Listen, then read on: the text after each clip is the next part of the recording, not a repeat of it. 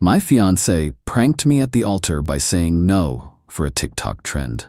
The officiant stopped the ceremony. I took the microphone, announced "Joke's on you," and invited the guests to enjoy the party as a singles mixer. She was crying outside while we ate her cake. I, 31 male, still can't believe I'm writing this.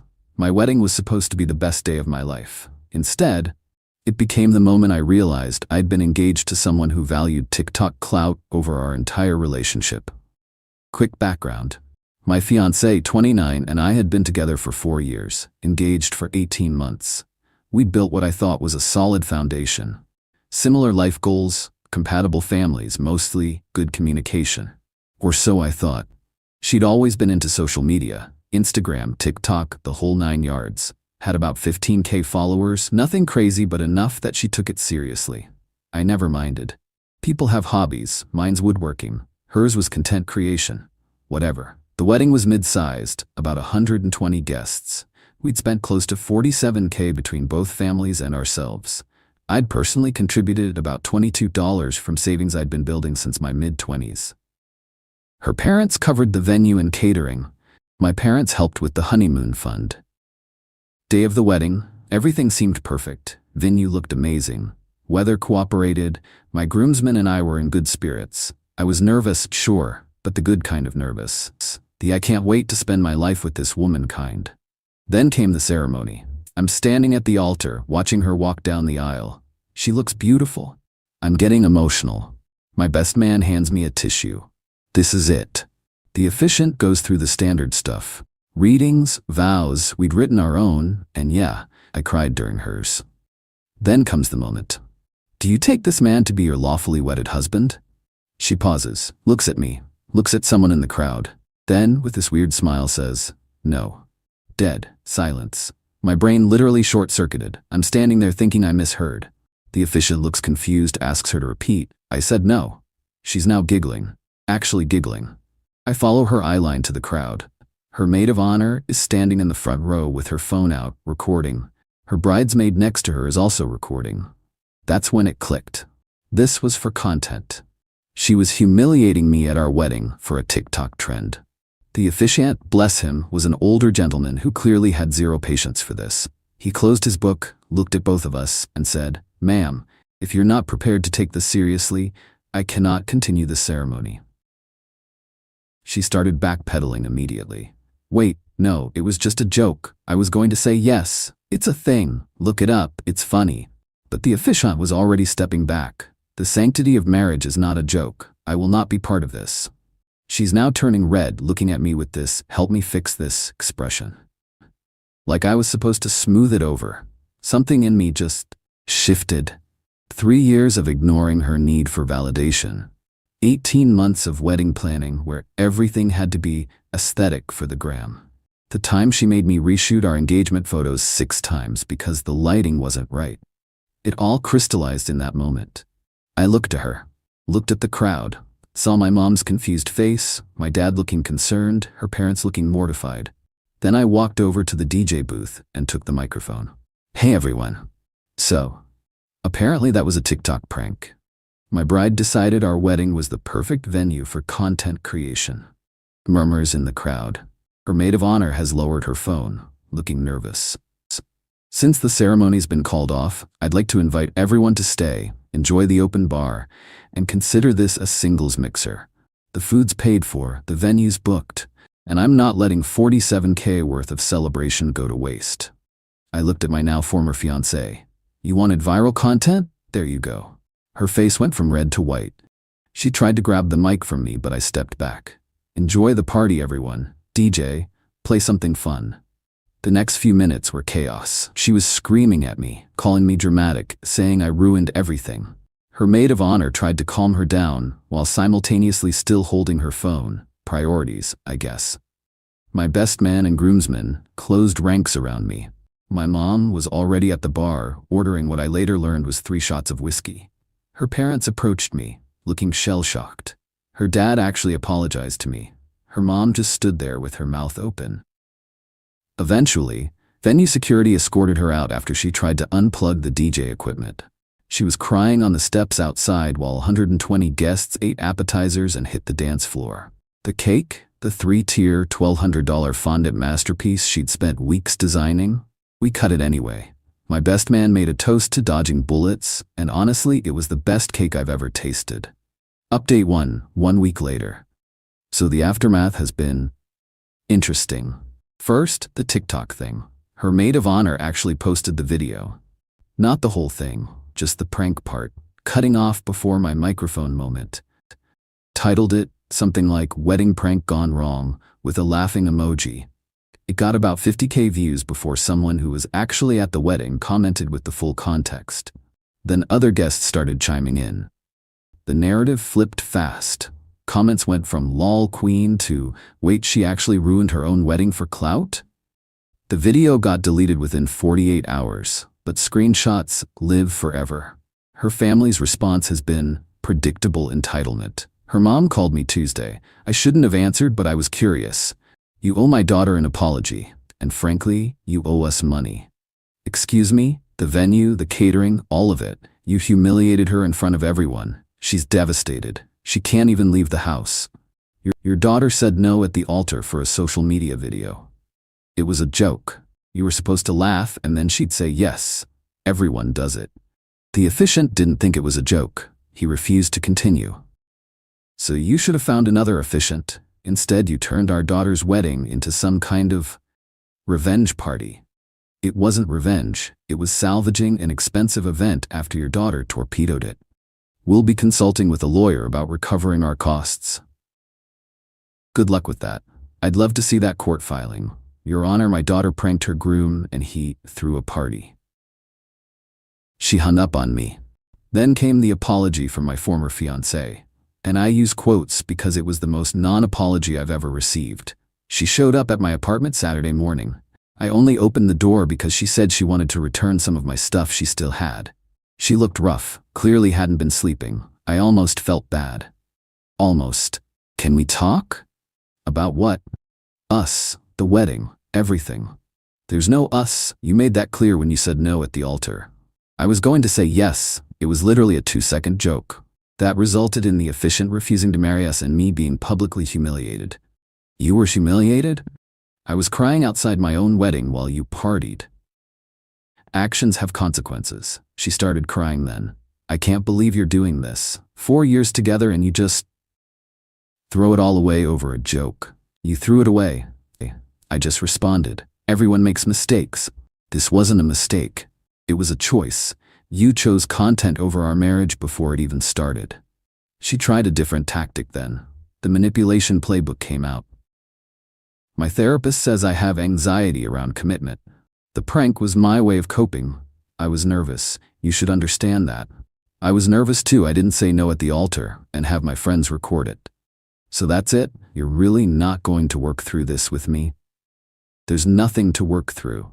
You showed me exactly who you are. Believe people when they do that. She left shortly after, but not before telling me I was emotionally unavailable and incapable of forgiveness. Her car was barely out of the parking lot before she posted a story about when the person you love abandons you in your lowest moment. The entitlement is genuinely staggering. Financial stuff. I'm in the process of trying to recover what I can. The venue had a no-refund policy, but the manager felt bad enough about the situation that they're giving me a credit for a future event. Lol. Catering is gone. DJ actually refused payment entirely after witnessing everything. Absolute legend. Photographer sent me all the photos up until the ceremony stopped free of charge, with a note saying, "For the memories you might actually want." My family's been supportive. My dad told me he knew something was off about her, but you seemed happy, so I kept my mouth shut.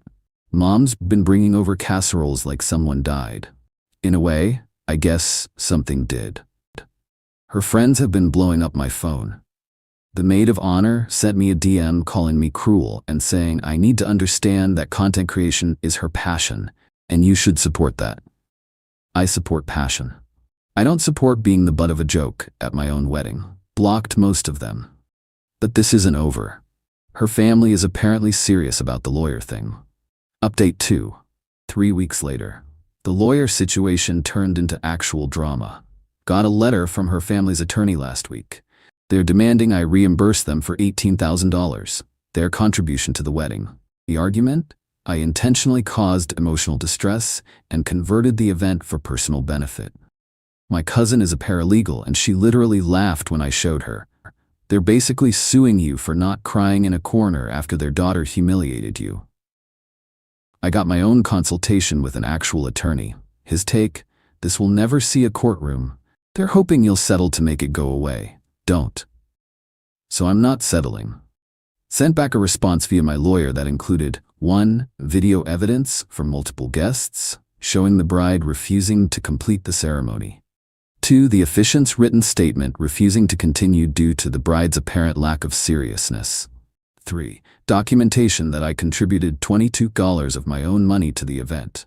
4. A counterclaim for half the costs they're demanding since their daughter's actions caused the ceremony to fail.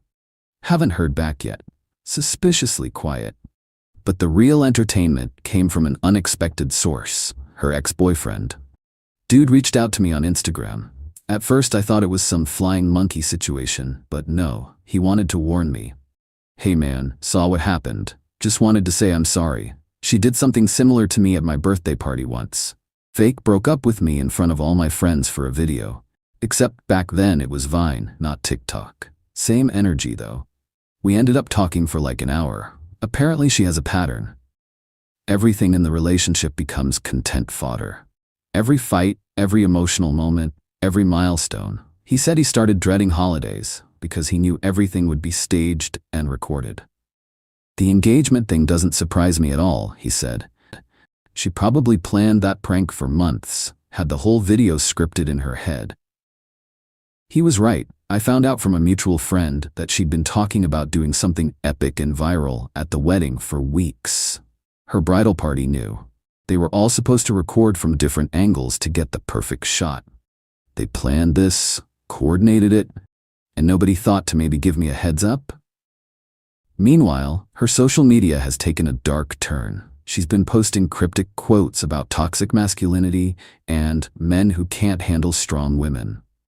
Her followers are eating it up, the ones who don't know the full story, anyway.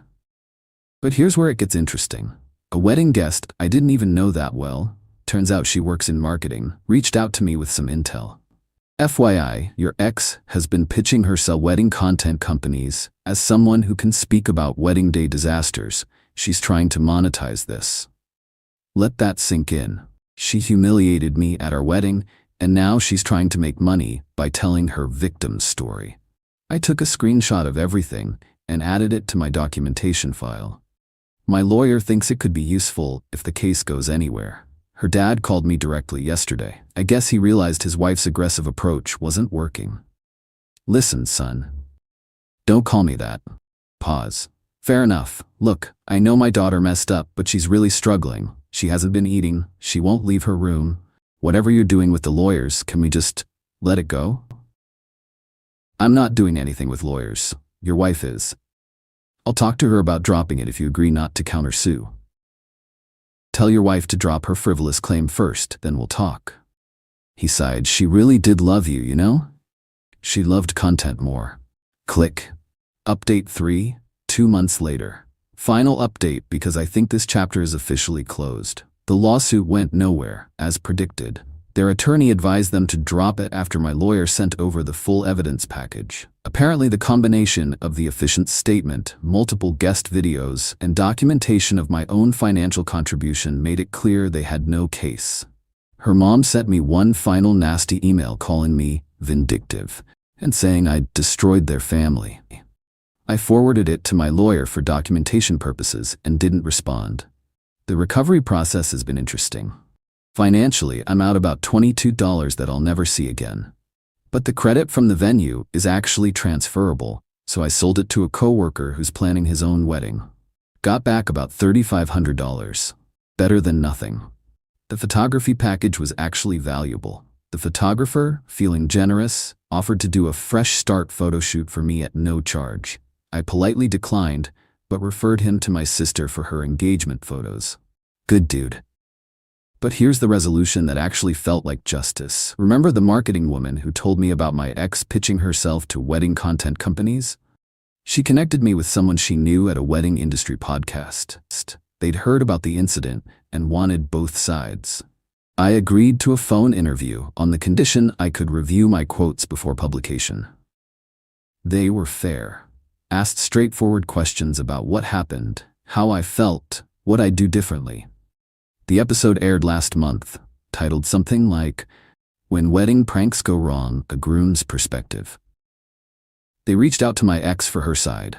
She agreed initially, but then backed out when she learned I'd already participated. The podcast got decent traction.